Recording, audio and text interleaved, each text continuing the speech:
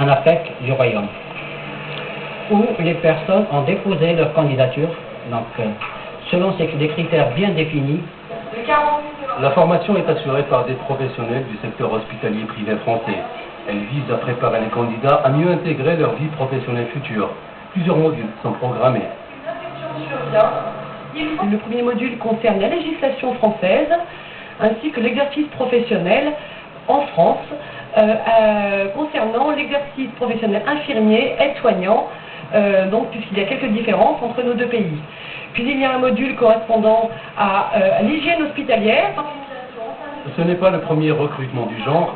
En février dernier à Casablanca, une opération similaire a été organisée. Sur 20 candidats présélectionnés, 12 travaillent actuellement en France. L'Hexagone est très demandeur d'aides-soignants et d'infirmiers, notamment après la vague de chaleur du mois d'août dernier qui a fait 15 000 morts parmi les personnes âgées. La France qui a annoncé effectivement ce matin un nombre plus important des victimes de la canicule du mois dernier. Vous l'avez entendu dans ce commentaire, plus de 14 802 morts exactement, principalement des personnes âgées. La France s'est appelée à devenir une destination importante pour les infirmiers marocains. D'un pas rapide, Reda se dirige vers le centre de formation. Ce jeune homme âgé de 25 ans a passé avec brio le test de présélection au niveau national. Il ambitionne de partir en France où les conditions de travail sont meilleures.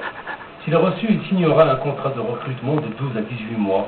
Le salaire mensuel est de plus de 12 000 dirhams avec une prise en charge totale plus un billet d'avion aller-retour. Durant mon séjour de 18 mois en France, je vais travailler dans des établissements privés. Je vais acquérir de l'expérience et améliorer mes connaissances. À mon retour au Maroc, je compte monter un projet dans le domaine.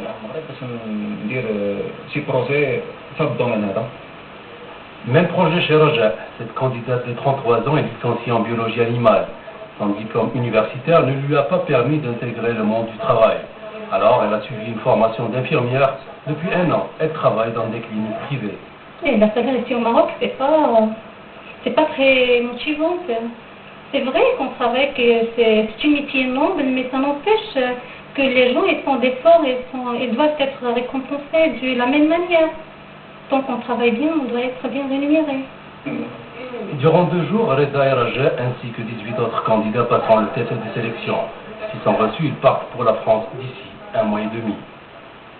Et le monde de la bourse qui connaît de son côté son 2e salon du genre, ce véritable carrefour.